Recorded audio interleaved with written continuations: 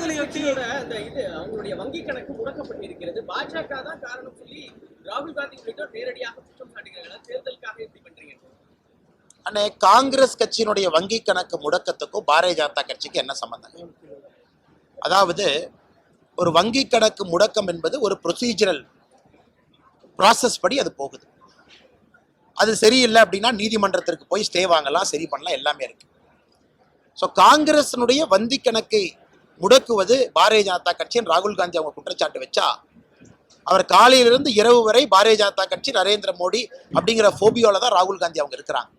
ஆனால் எங்களுக்கும் அதற்கும் என்னங்கன்னா சம்பந்தம்? இந்த நாட்டில் எல்லாமே including locking of a bank account, everything goes through a process. இதற்கு எல்லாத்துக்கும் பாரதிய ஜனதா கட்சி மீது குற்றம் சுமத்தினா எப்படி? இதே ராகுல் காந்தி அவர்கள் இன்னைக்கு நான் ஸ்டேஜில் படித்தேன். ரஃபேல்ல இருந்து, பெகசஸ்ல இருந்து, பார்லிமெண்ட் சென்ட்ரல் விஸ்டால இருந்து எத்தனை கேஸ் பாரதிய ஜனதா கட்சி ஆட்சியின் மீது போட்டு அது அனைத்தும் சுப்ரீம் கோர்ட் டிஸ்மிஸ் பண்ணி, குறிப்பா ரஃபேல் கேஸ்ல ராகுல் காந்தி அவர்கள் பாராளுமன்றத்தில் அன்கண்டிஷனல் அப்பாலஜி கொடுத்திருக்காங்க. அதனால் எதற்காக சும்மா சும்மா அவர்களுடைய அரசியலுக்காக பாரதிய ஜனதா கட்சியை உள்ளே கொண்டு வர வேண்டும்?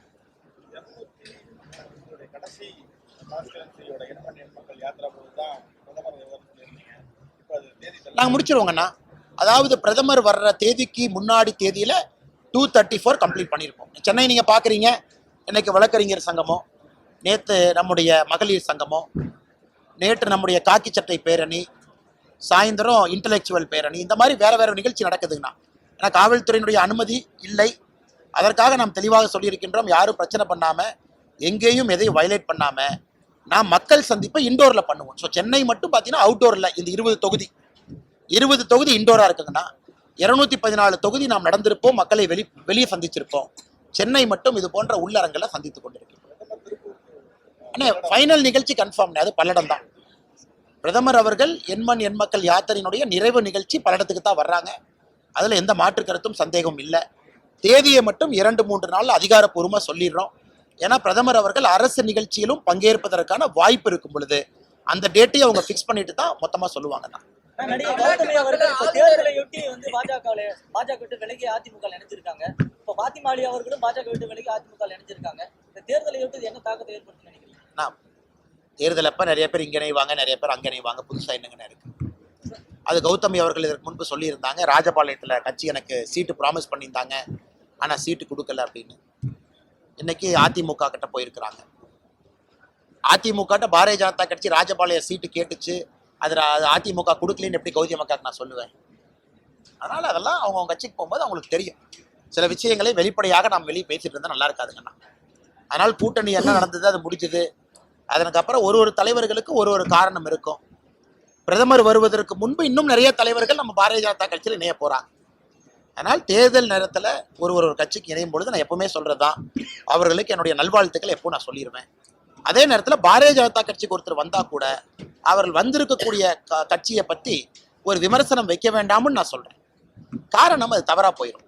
அதனால் மக்கள் வருவதும் மக்கள் போவதும் தேர்தல் நேரத்தில் ஒரு சகஜம்தான். அண்ணே, தமிழகம் பாரதிய ஜனதா கட்சி அழுத்தம் கொடுக்கும் என்பதை தாண்டி 2022 நம்முடைய பாரதிய ஜனதா கட்சியினுடைய மூத்த இன்னைக்கு ஒப்பற்ற தலைவர், தேசத்தினுடைய பிரதம மந்திரி திரு நரேந்திர மோடி அவர்களை வெளிப்படையா சொல்லியிருக்கிறாங்க, அந்தந்த ஊர்ல வழக்காடு மொழி என்பது அந்த பிராந்திய மொழிகள் தான் இருக்கணும். அப்பதான் மக்களுக்கு நீதித்துறையின் மீது முழு நம்பிக்கை வரும், மக்களுக்கு புரியும். இதை ஓப்பனாவே நம்ம சொல்லியிருக்கோம். அதற்கான நடவடிக்கை எடுக்கணும். நடவடிக்கை 2 பக்கமும் எடுக்கணுங்கண்ணா. இன்னைக்கு தமிழகத்திற்கு சுப்ரீம் கோர்ட்டினுடைய கொலீஜியம் வேறு மாநிலத்தினுடைய ஜட்ஜ் அனுப்புறாங்க. அவங்க வந்தோடனே தமிழ் தெரியுமா உங்களுக்கு? தெரியாது. அதனால உச்ச நீதிமன்றமும் தன் கடமையை செய்யணும், அரசும் தன் கடமையை செய்யணும். இது அன்னைக்கு ஜஸ்டிஸ் ரமண்ணா அவர்கள் உச்ச நீதிமன்றத்தினுடைய தலைமை நீதிபதியை பக்கத்துல வச்சுக்கிட்டு தான் பிரதமர் அவங்க சொன்னாங்க.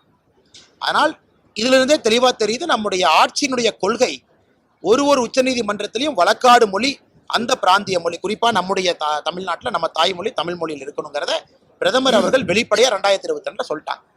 நீங்க பாருங்கன்னா, நம்முடைய ஆட்சி முதல் 5 ஆண்டு சில விஷயங்கள் செய்திருக்கின்றோம், அடுத்த 5 ஆண்டு சில விஷயங்கள் செய்திருக்கின்றோம், வரப்போகின்ற 5 ஆண்டுகள்ல நிறைய விஷயங்களை செய்ய போகின்றோம். அதுல இதுவும் இருக்கலாம் என்கின்ற நம்பிக்கை எனக்கு இருக்கு. பார்வையற்ற மாற்றுத்திறனாளிகள் பாஜகவுக்கு தான் அதிக அளவிலான நிதி 16,000 கோடி அந்த தேர்தல் பத்திரம் மூலமா அவங்க பெறப்பட்டிருக்கிறதா கூறப்படுது. இதை பத்தி உங்களோட ஆனா கருத்து? அதுதான் சொன்னேன், பாரதிய ஜனதா கட்சிக்கு 52% தான் பாண்டு மூலமாக வரக்கூடிய பணம். திராவிட முன்னேற்ற கழகத்திற்கு 91%. அண்ணே, நீங்க நான் இருக்கும் ஒரு கட்சிக்கு 10 ரூபா கொடுக்குறோம்னு நினைக்கிறோம். 10 ரூபா எப்படி கொடுப்பீங்க? எனக்கு பிஜேபியை பிடிக்கும், நான் 10 ரூபா கொடுக்குறேன். ஸோ 48% பிஜேபிக்கு வந்திருக்கக்கூடிய பணம் என்பது பாண்டு இல்லாம வந்திருக்கு. பாண்டு இல்லாம 48%. ஸோ இதுலேருந்து என்ன புரியுதுன்னா, இந்தியாவில் பாரதிய ஜனதா கட்சியின் மீது மக்கள் மதிப்பு வைத்து மரியாதை வைத்து இந்த கட்சிக்கு என் பணத்தை 10 ரூபா கொடுத்தா சரியா பயன்படுத்துவாங்கன்னு கொடுக்குறாங்க. மொத்த எலக்ட்ரோல் பாண்டில் ஒரு கட்சி மொத்தமா பாருங்க, பாரதிய ஜனதா கட்சி இந்தியாவில் நாடு முழுவதும் இருக்கு. ஆனா திராவிட முன்னேற்ற கழகம் தமிழ்நாட்டில் மட்டுமே 600 கோடிக்கு கிட்டத்தட்ட எலக்ட்ரோல் பாண்டு வந்திருக்கு. பாரதிய ஜனதா கட்சியை சராசரியா நீங்க பாத்தீங்கன்னா ஒரு மாநிலத்திற்கு 212 கோடி ரூபாய் பாண்டு மூலமா பணம் வந்திருக்கு. 52%, திமுக 91%. ஆனால் பாரதிய ஜனதா கட்சிக்கு எந்த இழப்பும் இல்லை. இனி புது சிஸ்டம், அதாவது உச்சநீதிமன்றம் சொல்லியிருக்கக்கூடிய 2018 அருண் ஜேட்லி அவர்கள் எந்தெந்த தவறை சரி பண்ணணும் அப்படின்னு பாண்டு கொண்டு வந்தாங்க. முதல்ல மாதிரி கேஷ் போனா அது நாடு பின்னோக்கி போற மாதிரி ஆயிரும். 2018 முன்னாடி கேஷ் தான், நீங்க கேஷ்ல கொடுப்பீங்க, கட்சி கேஷ்ல செலவு பண்ணும். இன்னைக்கு பாரதிய ஜனதா கட்சி வெண்டார்ஸ் எல்லாம் தமிழ்நாட்டில் பாருங்க, செக்கில் கொடுக்குறோம். நீங்க நம்ப மாட்டீங்க, உள்ளாட்சி தேர்தலில் முதன்முறையாக நம்முடைய 5500 வேட்பாளர்களுக்கும் செக்கில் பணம் கொடுத்தோம். தமிழ்நாட்டில் யாராச்சும் ஒரு கட்சி சொல்ல முடியுமா? திராவிட முன்னேற்ற கழகமோ மூத்த கட்சிகளோ இல்லை உள்ளாட்சி தேர்தல் நேரத்தில் எங்களுடைய வேட்பாளர்களுக்கு செலவு செய்வதற்கு நாங்கள் செக்கில் பணம் கொடுத்தோன்னு தமிழ்நாட்டில் ஒரு கட்சி சொல்ல முடியுமா? நான் சொல்றேங்க, 5500 வேட்பாளருக்கும் செக்கில் கொடுத்தோம். ஏன்னா தெளிவா இருக்கும், வர்ற பணம் அக்கௌண்ட்டுக்கு வருது, கொடுக்குற பணம் செக்கில் போகணும். எங்க வெண்டார்ஸ்க்கெல்லாம் செக்கில் கொடுக்குறோம். ஆனால் எங்களை பொறுத்தவரை இழப்பு எது இல்லைங்கண்ணா, உச்சநீதிமன்ற தீர்ப்பு கட்டுப்படணும். இப்போ உச்சநீதிமன்றம் சொல்லியிருக்கக்கூடிய முக்கியமான கருத்துக்களை சரி செய்வது எப்படி என்று யோசிக்கணும். இதை பாராளுமன்றத்தில் தான் சட்டம் கொண்டு வரணும். பாரதிய ஜனதா கட்சி தனியா சொல்ல முடியாது. பாராளுமன்றத்தில் சட்டம்ங்கிறது இன்கம் டேக்ஸ் ஆக்டை அமெண்ட் பண்ணி கொண்டு வரணும். அதுவரை பொறுத்திருப்போம். எலெக்ஷன் கமிஷன் ஆஃப் இந்தியா, மத்திய அரசு இதை எப்படி ஒரு புதிய சட்டத்தை கொண்டு வந்து அதன் மூலமாக உச்சநீதிமன்றம் எழுப்பியிருக்கக்கூடிய கேள்விகளை நம்ம சரி செய்ய போறோம் அவர்கள் கருத்து சொல்லும் வரை நான் உங்களை போன்ற ஒரு சாதாரண மனிதனாக என் கருத்துக்களை சொல்றேன். பாதகம் செய்பவரை கண்டால் நாம் பயங்கொள்ளலாகாது பாப்பா, மோதி மிதித்து விடு பாப்பா, அவர் முகத்தில் உமிழ்ந்து விடு பாப்பா. அண்மை செய்திகளை உடனுக்குடன் தெரிந்து கொள்ள இணைந்திருங்கள் இயம்நாடு தொலைக்காட்சியுடன்.